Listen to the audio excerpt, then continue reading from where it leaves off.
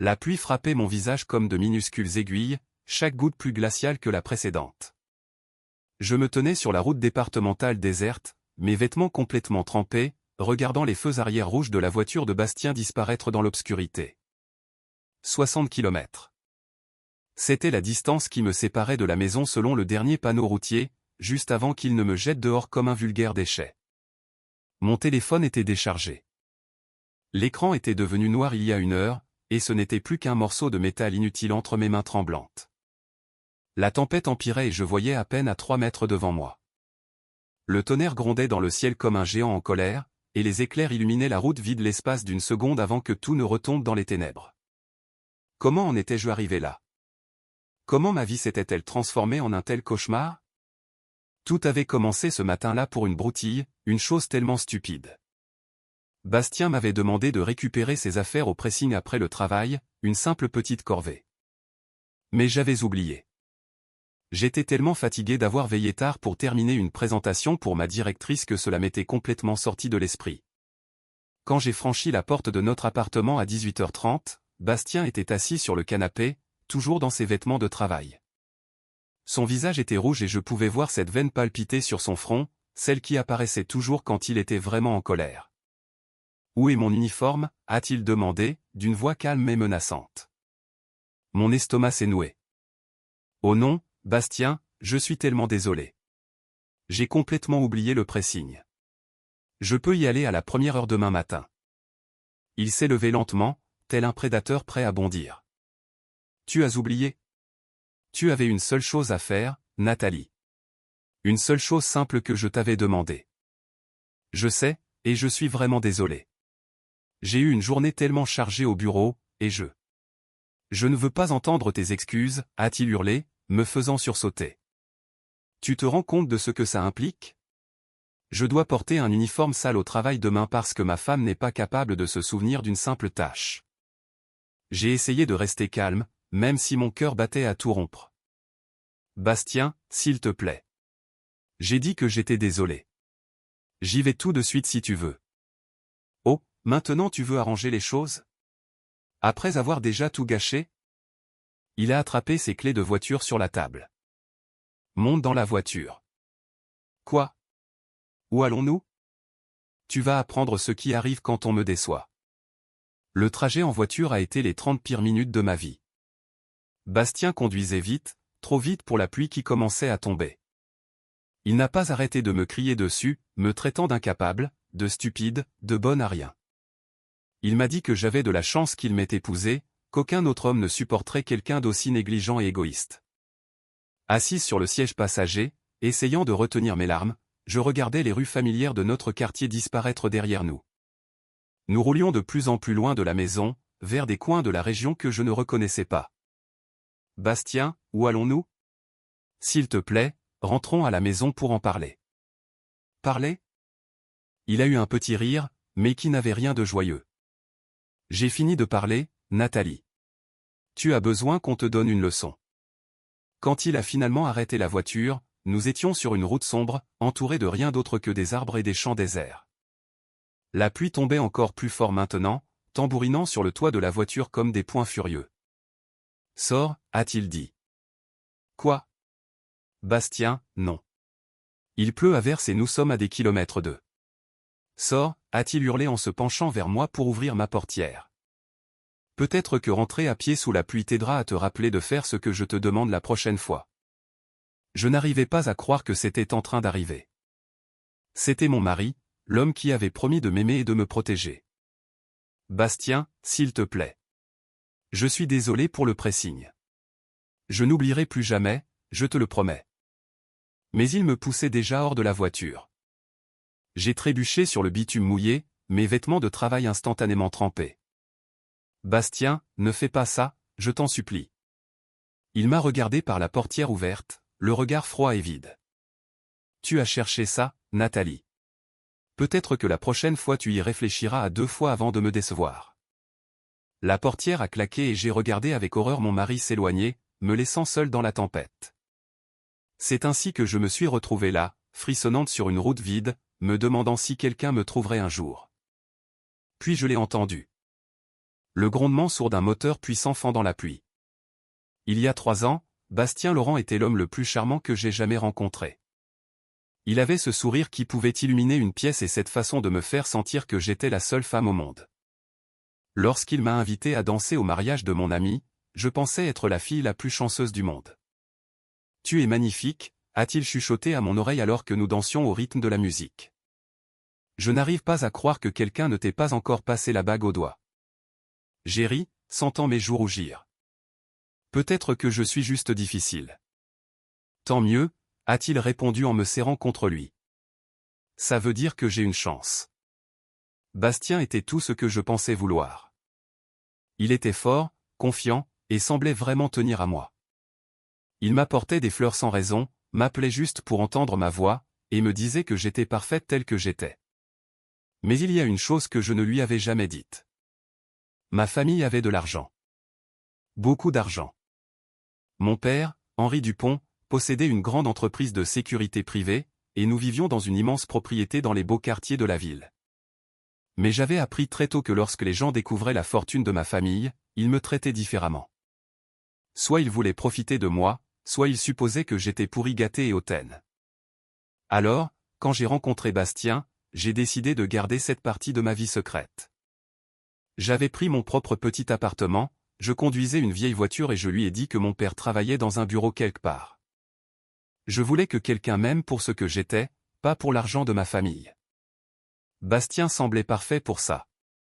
Il était chef de chantier, un travailleur manuel qui gagnait sa vie à la sueur de son front. Il respectait le fait que j'ai mon propre emploi dans le marketing et ne me demandait jamais rien. La première année, tout a été merveilleux. Mais petit à petit, les choses ont commencé à changer. Ça a commencé par de petites remarques. « Tu n'as pas besoin de voir tes amis aussi souvent », disait-il. « Nous devrions passer plus de temps ensemble, juste tous les deux. » Au début, je trouvais ça mignon qu'il veuille être tout le temps avec moi. Puis il a commencé à critiquer mes tenues. « Cette robe est trop moulante. Tu ne veux pas que d'autres hommes te regardent, n'est-ce pas, ou, pourquoi mets-tu autant de maquillage? Tu essaies d'impressionner quelqu'un au bureau. » J'ai commencé à m'habiller différemment, portant des vêtements plus amples et moins de maquillage. Je me disais qu'il veillait juste sur moi, qu'il m'aimait et ne voulait pas que d'autres hommes m'importunent. Quand nous nous sommes mariés après 1 an de relation, je pensais que les choses s'arrangeraient. Mais elles ont empiré. Bastien n'aimait pas quand je rendais visite à ma famille. « Ton père se croit supérieur à moi », répétait-il. « Et ta mère me regarde toujours comme si je n'étais pas assez bien pour toi. » C'est faux, Bastien. Il t'aime bien. Alors pourquoi vit-il dans cette immense maison? Pourquoi ton père conduit-il une voiture aussi chère s'il travaille juste dans un bureau? J'ai dû mentir de plus en plus pour garder mon secret. Je lui ai dit que mes parents avaient hérité de l'argent de mes grands-parents, et que c'était pour ça qu'ils vivaient si bien. Il a semblé accepter l'explication, mais il n'aimait toujours pas que je passe du temps avec eux. Nous sommes mariés maintenant, Nathalie. C'est moi ta famille. Tu n'as plus besoin d'eux. J'ai donc commencé à leur rendre visite de moins en moins. J'ai arrêté d'aller aux repas de famille et aux fêtes de fin d'année. Quand mon père appelait, j'inventais des excuses, disant que j'étais débordé de travail ou fatigué par l'entretien de la maison. Mon père a remarqué mon changement. Lors d'une de mes rares visites, il m'a prise à part. « Nathalie, es-tu heureuse ?» m'a-t-il demandé, les yeux pleins d'inquiétude. « Bien sûr, papa. Pourquoi tu me demandes ça? Tu as l'air différente, plus effacée. Et tu ne viens presque plus nous voir. C'est juste que la vie de mariée m'occupe. Bastien a besoin de moi à la maison. » Mais mon père n'avait pas l'air convaincu. « Si tu as besoin de quoi que ce soit, absolument quoi que ce soit, tu sais que tu peux m'appeler, n'est-ce pas? » J'ai hoché la tête, mais je savais que je ne l'appellerais pas.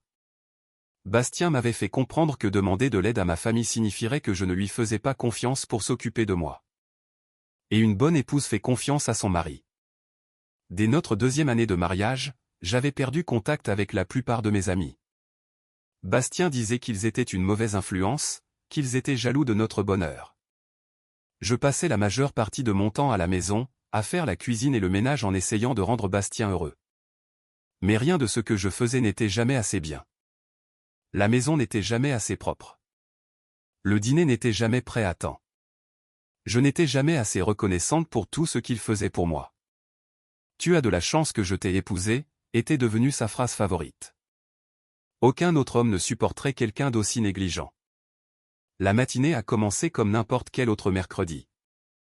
Bastien est parti travailler à 6h30, claquant la porte derrière lui sans dire au revoir. Il était de mauvaise humeur depuis 3 jours parce que son patron lui avait hurlé dessus au sujet d'un chantier qui prenait du retard. Je me suis préparé pour le travail en silence, essayant de ne faire aucun bruit qui pourrait réveiller les voisins. Bastien disait toujours que j'étais trop bruyante le matin, que je n'avais aucune considération pour les autres. J'ai pris mon petit déjeuner debout dans la cuisine, regardant par la fenêtre le ciel gris qui promettait de la pluie pour plus tard. Au travail, je me suis plongé à corps perdu dans la préparation d'une grande présentation. Ma directrice m'avait choisi pour présenter notre nouvelle campagne marketing à un client important, et je voulais que tout soit parfait. Je suis resté concentré toute la journée, revérifiant chaque diapositive, chaque chiffre, chaque détail. C'est là que j'ai oublié le pressing. Bastien en avait parlé la veille au soir, juste avant de dormir. N'oublie pas de récupérer mes uniformes de travail demain. J'en ai besoin pour le reste de la semaine. Bien sûr, avais-je répondu. J'irai après le boulot. Mais avec la présentation qui accaparait toutes mes pensées, cela m'est complètement sorti de la tête. Je suis rentré directement à la maison, fier du bon déroulement de ma journée, impatiente de raconter à Bastien les compliments que ma directrice m'avait faits. Dès que j'ai franchi la porte, j'ai su que quelque chose n'allait pas. Bastien était assis sur le canapé, toujours dans ses vêtements de travail sales, fixant la télé sans vraiment la regarder. Sa mâchoire était crispée et ses poings étaient serrés.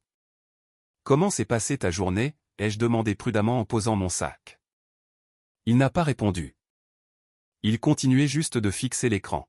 « Bastien, tout va bien ?» C'est alors qu'il m'a demandé où étaient ses uniformes, et mon monde a commencé à s'écrouler. « Tu as oublié ?» a-t-il lâché après que je me sois excusé. Sa voix était d'un calme mortel. « Tu as oublié la seule chose que je t'ai demandé. »« Je peux aller les chercher tout de suite ?» ai-je proposé en attrapant mes clés de voiture. Le pressing est ouvert jusqu'à 20h. Il est 19h45, Nathalie. Il ferme dans 15 minutes. Mon cœur s'est serré.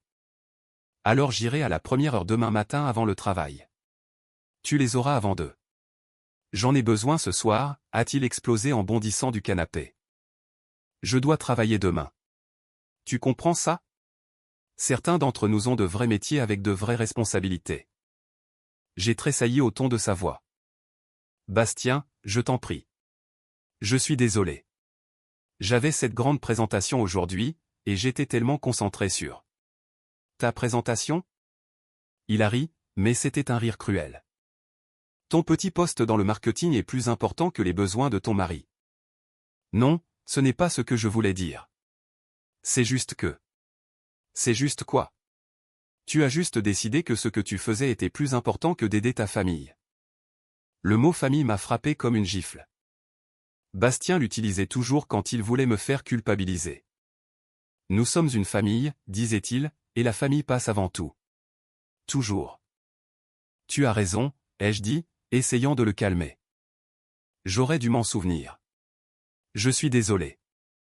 Mais Bastien attrapait déjà ses clés sur le comptoir de la cuisine. Monte dans la voiture. Quoi? Où allons-nous? Ses yeux étaient froids quand il m'a regardé. Tu vas apprendre ce qui arrive quand tu laisses tomber ta famille. Le trajet a commencé dans un silence tendu. Assise sur le siège passager, je regardais défiler les rues familières, espérant que Bastien se calmerait et ferait demi-tour. Mais alors que nous nous éloignions de notre quartier, j'ai compris que ce n'était pas juste une promenade pour se rafraîchir les idées. Bastien, où allons-nous? Ai-je demandé alors que nous nous engagions sur la départementale. Quelque part où tu pourras réfléchir à ce que tu as fait. J'ai dit que j'étais désolé. J'irai chercher tes uniformes à la première heure demain matin. Je te le promets. Tes promesses ne valent rien, Nathalie. Tu l'as prouvé. La pluie a commencé à tomber alors que nous nous enfoncions dans la campagne. Au début, ce n'était qu'une fine bruine, mais ça s'est vite transformé en une pluie battante. Bastien conduisait plus vite, les jointures blanches à force de serrer le volant.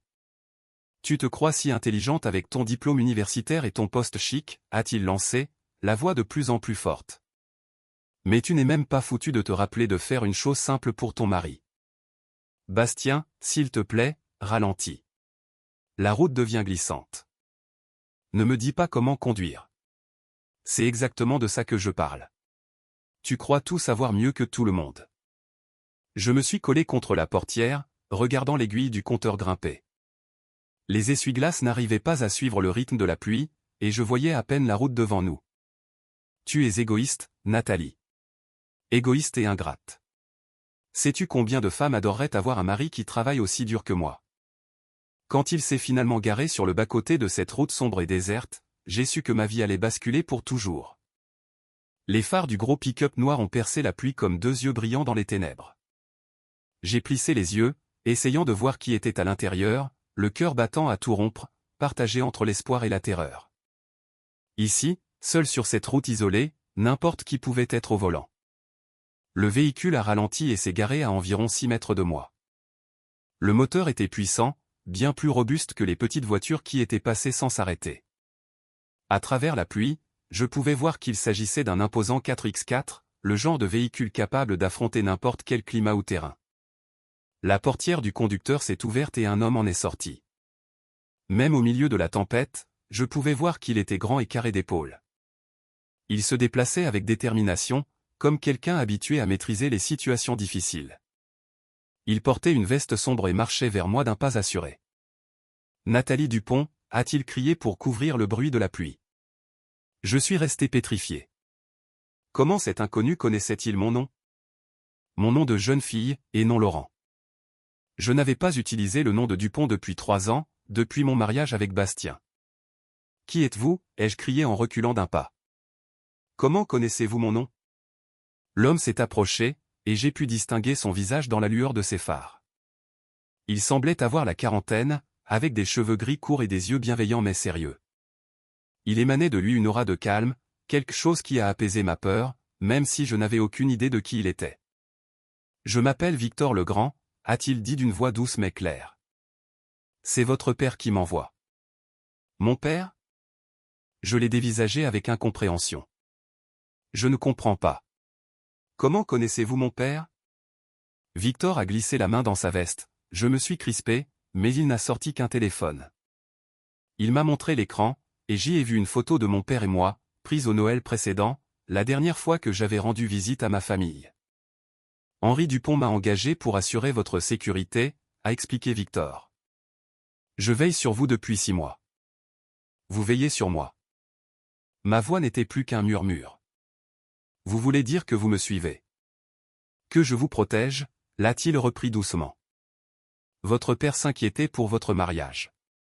Il a remarqué vos changements, le fait que vous ne veniez plus les voir, et combien vous sembliez effrayé et triste lorsque vous passiez.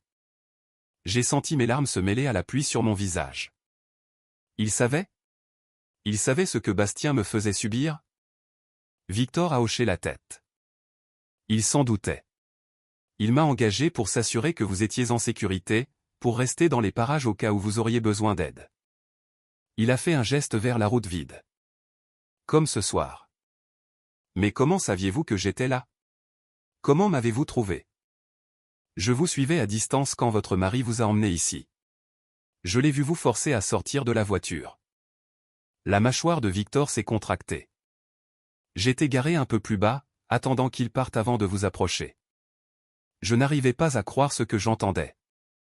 Mon père savait que quelque chose n'allait pas. Il avait essayé de me protéger, même quand je me croyais totalement isolé. Je ne peux pas retourner vivre avec lui, ai-je dit soudain, les mots s'échappant de ma bouche avant que je puisse les retenir. Je ne peux pas retourner avec Bastien, pas après ça. Vous n'y êtes pas obligé, a déclaré Victor d'un ton ferme. Je suis ici pour vous emmener en lieu sûr. Votre père attend votre appel. Mais Bastien sera tellement en colère quand il rentrera et que je ne serai pas là. Il va. Il va quoi? L'a interrompu Victor. Que va-t-il faire, Nathalie? J'ai ouvert la bouche pour défendre Bastien, comme je le faisais toujours, mais aucun mot n'est sorti. Que allait faire Bastien? Me hurler dessus? M'insulter? Me faire croire que tout était de ma faute? Les mêmes choses qu'il faisait tout le temps. Il ne peut plus vous faire de mal, a dit doucement Victor. Pas tant que je suis là. Pas tant que votre famille vous protège. Je me suis mise à pleurer à chaudes larmes. Toute la peur, la solitude et la douleur que j'avais gardées en moi pendant 3 ans se sont déversées. Victor n'a pas essayé de m'arrêter ou de me dire que tout irait bien. Il est juste resté là sous la pluie, patient et solide, comme un mur entre moi et toutes mes souffrances. Je suis si fatigué, ai-je murmuré. Je suis si fatigué d'avoir peur. Alors sortons de cette tempête, a dit Victor. Rentrons chez vous, dans votre famille. En marchant vers son 4x4, j'ai réalisé que pour la première fois depuis des années, je me sentais en sécurité. Quelqu'un veillait sur moi. Quelqu'un se souciait assez de moi pour s'assurer que je ne sois pas seul. Bastien pensait m'avoir donné une leçon en m'abandonnant sur cette route, mais la leçon que j'ai apprise n'était pas celle qu'il espérait. Victor m'a conduite jusqu'à une petite brasserie ouverte de nuit, à une quinzaine de kilomètres de là. L'intérieur était chaud et lumineux, à l'opposé total de la tempête froide et sombre à laquelle nous venions d'échapper. Il m'a commandé un café chaud et un sandwich, même si j'avais dit que je n'avais pas faim. Mes mains tremblaient encore alors que je les enroulais autour de la tasse chaude. Votre père est très inquiet pour vous, a dit doucement Victor, assis en face de moi sur la banquette. Il attend près de son téléphone depuis le début de la soirée. J'ai baissé les yeux vers mon café, honteuse. Je ne lui ai pas parlé depuis 2 mois. Bastien disait que les visites familiales prenaient trop de temps sur notre mariage. Ce n'est pas votre faute, Nathalie. Votre père comprend que vous étiez sous son emprise. Le mot emprise m'a frappé de plein fouet. Je n'avais jamais vu les choses sous cet angle. Bastien disait toujours qu'il veillait sur moi, qu'il me protégeait, qu'il m'aidait à devenir une meilleure épouse. Victor a fait glisser son téléphone sur la table. Appelez-le. Il a besoin de savoir que vous êtes en sécurité. Avec des doigts tremblants, j'ai composé le numéro de mon père. Il a décroché à la première sonnerie. Nathalie. Oh, Dieu merci. Victor m'a raconté ce qui s'est passé. Es-tu blessé? Entendre la voix de mon père a brisé quelque chose en moi. Papa, je suis tellement désolé. Je suis désolé d'avoir pris mes distances. Je suis désolé de ne pas t'avoir dit ce qui se passait. Ma chérie, tu n'as pas à t'excuser. Pas du tout. Je suis juste heureux que tu sois en sécurité maintenant. Depuis combien de temps sais-tu, ai-je demandé en essuyant mes larmes. Il y a eu un silence. J'ai commencé à m'inquiéter il y a environ 1 an. Tu as cessé de venir au repas de famille. Quand tu passais, tu semblais différente. Plus effacée. Tu sursautais dès que ton téléphone sonnait, comme si tu avais peur d'avoir des ennuis. Je me souvenais de ces visites. Bastien m'appelait sans cesse quand j'étais chez mes parents, demandant quand je rentrerais, me disant que j'étais impoli de rester si longtemps. J'ai engagé Victor pour garder un œil sur toi, a poursuivi mon père. Je voulais m'assurer que tu étais en sécurité, mais je voulais aussi respecter tes choix. J'espérais que si tu avais besoin d'aide, tu me la demanderais. Je ne savais pas comment demander, ai-je murmuré. Bastien me faisait croire que tout était de ma faute. Que j'avais de la chance qu'il me supporte. Nathalie, écoute-moi très attentivement.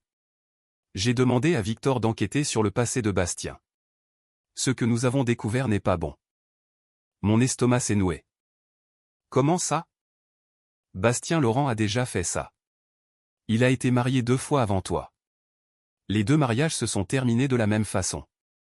Il a isolé et contrôlé ses femmes jusqu'à ce qu'elles fassent des dépressions nerveuses. J'ai eu la nausée. Ce n'est pas possible. Il m'a dit que j'étais son premier véritable amour. Il a dit qu'il n'avait jamais voulu épouser personne avant moi. Il a menti, ma chérie. Sa première femme, Amélie, a fini à l'hôpital après une grave dépression. Sa deuxième femme, Juliette, a dû obtenir une ordonnance d'éloignement contre lui. Les 2 femmes ont déclaré qu'il les faisait se sentir folles et bonnes à rien. La salle de la brasserie s'est mise à tourner autour de moi. Tout ce que Bastien m'avait raconté sur son passé était un mensonge. La belle histoire romantique selon laquelle il avait attendu toute sa vie pour trouver la bonne personne. Tout était faux. Il y a autre chose, a ajouté mon père doucement. Victor a découvert que Bastien t'a spécifiquement ciblé après avoir appris que notre famille était très riche. Quoi? Mais comment pouvait-il le savoir? Je ne lui en avais jamais parlé. Il a un ami qui travaille au cercle privé où a eu lieu le mariage de ton cousin. C'est là que tu as rencontré Bastien, tu te souviens? Son ami lui a parlé de la famille Dupont, de notre entreprise, de notre argent. J'avais l'impression de ne plus pouvoir respirer. Donc, il ne m'a jamais aimé du tout? J'en ai bien peur, ma chérie. Il a vu en toi une opportunité. Il a lentement manœuvré pour accéder à l'argent de notre famille. Victor a trouvé des preuves montrant que Bastien a fait des recherches sur notre entreprise, nos propriétés et nos comptes bancaires. Tout prenait sens maintenant. Pourquoi Bastien avait été si charmant au début, pourquoi il avait insisté pour un mariage rapide, et pourquoi il posait de plus en plus de questions sur les finances de ma famille ces derniers temps. Il planifie ça depuis 3 ans, ai-je dit, la voix à peine audible.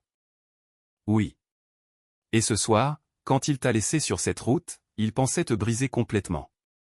Il s'attendait à ce que tu rentres à la maison pleine de gratitude et de désespoir, prête à tout pour le garder heureux. J'ai regardé de l'autre côté de la table Victor, qui écoutait en silence. Et maintenant, que se passe-t-il? Maintenant, a dit mon père, nous allons nous assurer que Bastien Laurent ne te fasse plus jamais de mal, ni à toi ni à personne d'autre. Pour la première fois depuis 3 ans, j'ai ressenti quelque chose que j'avais presque oublié, l'espoir. Bastien s'est garé sur le parking de notre résidence à 23h30 ce soir-là, très satisfait de lui-même. La pluie avait cessé et il était convaincu que sa leçon avait fonctionné à la perfection. À l'heure qu'il était, Nathalie avait dû marcher au moins 15 km dans la tempête, trempée et terrifiée, apprenant ce qui arrivait quand elle le décevait. Il l'imaginait passer la porte d'entrée en titubant, pleurant et s'excusant, implorant son pardon. Elle promettrait de ne plus jamais rien oublier, d'être une meilleure épouse, de toujours faire passer ses besoins à lui en premier. Peut-être qu'il lui pardonnerait tout de suite, ou peut-être qu'il la ferait mariner un peu plus longtemps, pour la laisser s'inquiéter de savoir s'il voulait toujours être marié à quelqu'un d'aussi négligent. Bastien a monté les escaliers jusqu'à leur appartement au 2e étage, préparant déjà son discours. Il serait ferme mais aimant, lui expliquant qu'il ne faisait ça que parce qu'il tenait à elle et voulait que leur mariage fonctionne. Mais quand il a ouvert la porte d'entrée, l'appartement était plongé dans l'obscurité et vide. « Nathalie » a-t-il appelé en allumant la lumière. « Nathalie, tu es là. » Silence. Bastien a fait le tour du petit appartement, vérifiant la chambre, la salle de bain, la cuisine. Aucune trace d'elle. Son sac n'était pas près de la porte là où elle le laissait toujours. Ses vêtements de travail n'étaient pas dans le panier à linge. Peut-être qu'elle était encore en chemin. 60 km, c'était très long, surtout pour quelqu'un d'aussi faible et fragile que Nathalie. Elle avait probablement dû s'arrêter pour se reposer, ou trouver un abri contre la pluie. Bastien a allumé la télé et s'est installé sur le canapé pour l'attendre. Elle serait bientôt là, et quand elle arriverait, elle serait si reconnaissante de le voir, si désolée de l'avoir déçu. Mais minuit est arrivé et passé. Puis 1h du matin. Puis 2h. Bastien a commencé à se sentir mal à l'aise. Même en marchant lentement, Nathalie aurait déjà dû être rentrée. Et si lui était arrivé quelque chose? Et si quelqu'un l'avait prise en stop? Et si elle était blessée? Il a essayé d'appeler son téléphone, mais il tombait directement sur la messagerie. Il a rappelé encore et encore, avec le même résultat à chaque fois. À 3h du matin, Bastien faisait les 100 pas dans l'appartement, son assurance s'étant transformée en inquiétude, puis en panique. Où était-elle? Pourquoi n'était-elle pas encore rentrée? C'est à ce moment-là qu'il a vu l'enveloppe sur le comptoir de la cuisine. Son prénom était écrit sur le devant, avec l'écriture soignée de Nathalie. Les mains tremblantes, Bastien l'a déchirée et en a sorti une simple feuille de papier. Bastien commençait la lettre. Je sais tout. Son sang s'est glacé dans ses veines. Je sais pour Amélie et Juliette. Je sais pour ton ami au cercle privé qui t'a parlé de l'argent de ma famille. Je sais que tout notre mariage n'était qu'un mensonge. Que tu ne m'as jamais aimé. Que tu ne m'as épousé que pour avoir accès à la fortune de mon père. Les jambes de Bastien ont lâché et il s'est effondré sur une chaise de la cuisine. Comment pouvait-elle être au courant pour ses ex-femmes? Comment pouvait-elle connaître son plan? Je sais que tu pensais que m'abandonner sur cette route me détruirait complètement, poursuivait la lettre. Tu pensais que je rentrerais à la maison pleine de gratitude et de désespoir, prête à te donner tout ce que tu voulais. Mais tu as fait une erreur, Bastien. Tu as oublié que mon père m'aime et qu'il ne laisserait jamais rien m'arriver. Les mains de Bastien tremblaient tellement qu'il pouvait à peine tenir la feuille. Au moment où tu liras ceci, je serai en sécurité, entouré de gens qui se soucient réellement de moi. Je ne remettrai plus jamais les pieds dans cet appartement.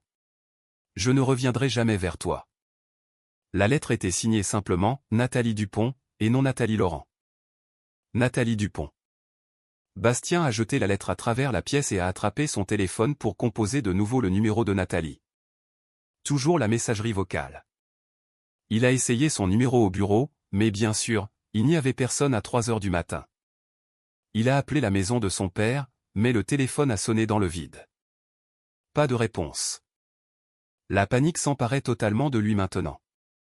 3 ans de planification minutieuse, 3 ans passés à gagner lentement la confiance de Nathalie et à briser son estime d'elle-même, tout s'arruiné en une seule nuit. Comment avait-elle découvert son passé? Comment avait-elle appris ses véritables motivations pour l'épouser? Bastien faisait les 100 pas dans l'appartement comme un animal en cage, l'esprit en ébullition. Il devait la trouver. Il devait s'expliquer, la convaincre qu'elle se trompait, qu'il l'aimait vraiment. Il devait la récupérer avant qu'elle ne fasse quoi que ce soit pour lui nuire.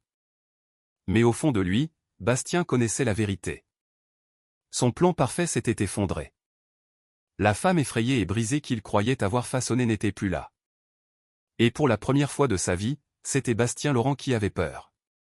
3 jours plus tard, Bastien était assis dans son appartement, mal rasé et désespéré. Il n'avait pas dormi, presque pas mangé, et s'était mis en arrêt maladie au travail. Chaque fois que son téléphone sonnait, il espérait que ce serait Nathalie, mais ce n'était jamais elle. Le jeudi matin, on a frappé à sa porte. Bastien s'est précipité pour ouvrir, pensant que Nathalie était peut-être enfin rentrée. Au lieu de cela, il s'est retrouvé face à 2 hommes en costumes élégants dans le couloir. « Monsieur Bastien Laurent » a demandé le plus grand. « Oui, c'est moi. Vous êtes visé par une procédure de divorce et une ordonnance d'éloignement. » L'homme a tendu une épaisse enveloppe à Bastien. « Vous recevez également une mise en demeure vous interdisant tout contact avec Nathalie Dupont ou sa famille. » Les mains de Bastien tremblaient en prenant les documents. « Attendez, vous ne pouvez pas juste. »« Passez une bonne journée, monsieur » a dit le deuxième homme, et ils sont partis. Bastien a claqué la porte et déchiré l'enveloppe. Les documents légaux étaient épais et officiels, remplis de termes qu'il ne comprenait pas tous, mais il en a saisi l'essentiel. Nathalie demandait le divorce. Elle reprenait légalement son nom de jeune fille, Dupont, et s'il tentait de la contacter de quelque manière que ce soit, il serait arrêté. Il y avait aussi une lettre d'un cabinet d'avocats dont il n'avait jamais entendu parler, expliquant qu'il possédait des preuves de son mariage frauduleux, de son historique de violence psychologique, et de ses plans pour escroquer la famille Dupont. Ils étaient prêts à déposer une plainte au pénal s'ils ne coopéraient pas dans le cadre de la procédure de divorce. Bastien a jeté les papiers à travers la pièce. Ce n'était pas possible. Nathalie était censée être faible, censée être brisée. Elle n'était pas censée riposter. Son téléphone a sonné et Bastien a décroché sans regarder le numéro. « Nathalie ? Nathalie, c'est toi. » « Non, monsieur Laurent. C'est Henri Dupont. » Le sang de Bastien s'est figé. Le père de Nathalie ne lui avait jamais adressé la parole directement auparavant. Leur rare conversation avait été brève et polie lors des réunions de famille. « Monsieur Dupont, je peux tout expliquer. » Nathalie est confuse. Elle ne comprend pas. Je comprends parfaitement. La voix d'Henri était calme mais d'un sérieux mortel. Je comprends que vous avez ciblé ma fille à cause de la fortune de notre famille. Je comprends que vous l'avez maltraitée psychologiquement pendant 3 ans, et je comprends que vous l'avez laissée seule sur une route en pleine tempête parce que vous pensiez que ça la rendrait plus docile. Ce n'est pas ce qui s'est passé. J'étais juste. Monsieur Laurent, je vais être très clair. Ma fille est en sécurité maintenant, et elle le restera. Vous allez signer ces papiers de divorce sans les contester. Vous ne tenterez de la contacter sous aucun prétexte. Vous ne vous approcherez pas de son lieu de travail, de sa famille ni d'aucun de ses amis. Bastien a essayé de se montrer menaçant. Et si je refuse? Et si je décide de me battre? Le rire d'Henri était glacial. Alors vous découvrirez exactement l'étendue du pouvoir et de l'influence de la famille Dupont dans cette ville. J'ai des preuves de vos mariages précédents, de vos méthodes de manipulation et de vos intentions frauduleuses. Je peux faire en sorte que vous ne trouviez plus jamais le moindre emploi de chef de chantier. Je peux m'assurer que chaque personne dans cette ville sache exactement quel genre d'homme vous êtes. Vous ne pouvez pas faire ça. Vous ne pouvez pas ruiner ma vie juste parce que j'ai protégé ma fille d'un prédateur? Regardez-moi faire. La ligne a été coupée. Bastien a fixé son téléphone, réalisant pour la première fois qu'il avait commis une terrible erreur. Il pensait que Nathalie n'était qu'une femme calme et faible issue de la classe moyenne. Il n'avait aucune idée qu'il s'attaquait à des gens ayant les ressources et la détermination nécessaires pour le détruire. Au cours des semaines suivantes, le monde de Bastien s'est totalement effondré. Son patron l'a licencié après avoir reçu un coup de fil l'informant de ses problèmes de moralité. Son propriétaire a refusé de renouveler son bail. Même ses rares amis ont cessé de lui répondre après avoir appris comment il avait traité Nathalie. Bastien a signé les papiers du divorce sans se battre. Il n'avait pas le choix. Pendant ce temps, Nathalie reconstruisait sa vie. Elle est retournée vivre temporairement dans sa chambre d'enfant tout en cherchant son propre appartement. Elle a commencé à consulter un psychologue pour l'aider à guérir des traumatismes émotionnels. Plus important encore, elle a commencé à se souvenir de qui elle était avant que Bastien n'essaie de briser son esprit. Victor a continué à travailler comme garde du corps pour elle, mais ce n'était plus qu'une simple précaution. Bastien avait retenu la leçon. Il savait qu'on ne plaisantait pas avec la famille Dupont. La dernière erreur de Bastien a été de sous-estimer la femme qu'il essayait de détruire. Il pensait que l'abandonner sur cette route serait le moment où elle s'effondrerait définitivement. Au lieu de cela, c'est le moment où elle a retrouvé sa force, et ce fut le commencement de la fin pour Bastien Laurent.